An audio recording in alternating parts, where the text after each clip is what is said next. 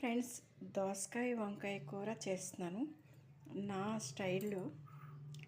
అసలు నూనె వాడకుండా చేస్తున్నాను ఈ కూరని. దోసకాయ ముక్కలు ముందు ఉడకబెట్టాను, ఉప్పు పసుపు వేసి. చూడండి, ఇప్పుడు ఈ నీళ్ళు ఇందులో పోస్తున్నాను.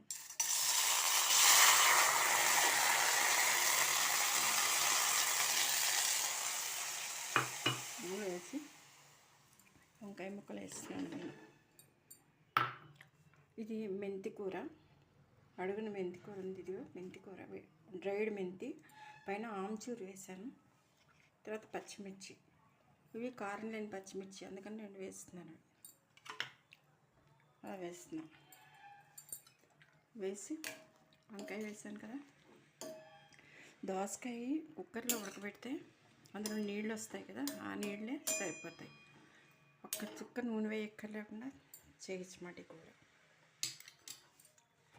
ఇంకా నీళ్ళు ఉంటే కూడా పోసేయచ్చు.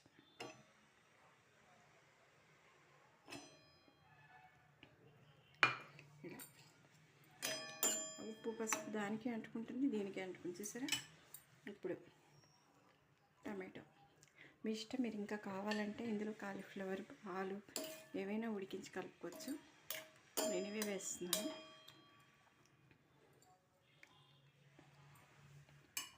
ఇలా వేసి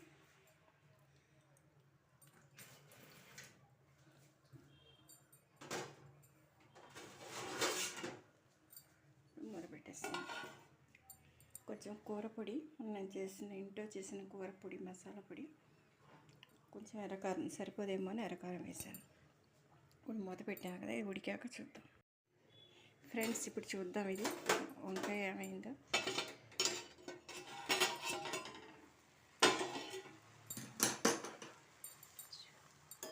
ఇది వంకాయ ఎంతసేపు ఉడుకుతుంది, వంకాయ తొందరగా బాగానే ఉడికిపోయింది కదా.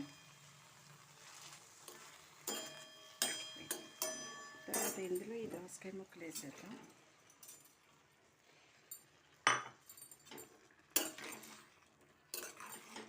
దోసకాయ గట్టిగా ఉంది కాబట్టి నేను కుక్కర్లో ఉడకబెట్టాను. అదే మెత్తటి దోసకాయ అయితే వేసేసుకోవచ్చు. ఇవి వేసాక ఈ మెంతి కూర, చింతపండు పులుసు కూడా పోసుకోవచ్చు. ఇది వేసేయాలి. వేసేసి